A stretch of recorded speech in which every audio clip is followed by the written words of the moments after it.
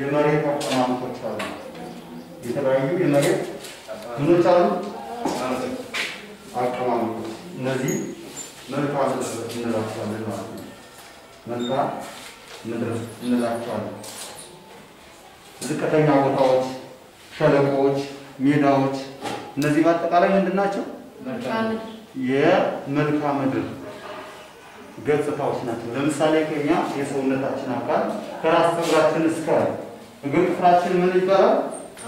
መሬት እንደሚባለው ሁሉ እነዚህ የመሬት አቀማመጦች መልክዓ ምድሮች አሉ ማለት ነው። መልክዓ ምድሮች አሉ። እነዚህ መልክዓ ምድር እንላቸዋለን።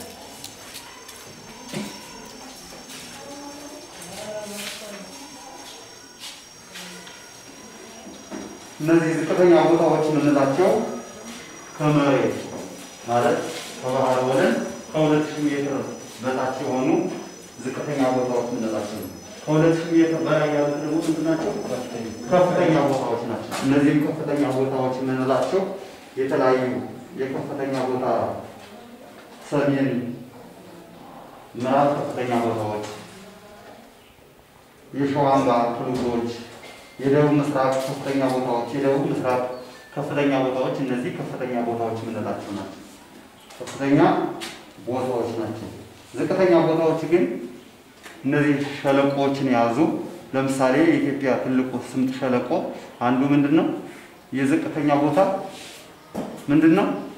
አካል ነው ማለት ነው።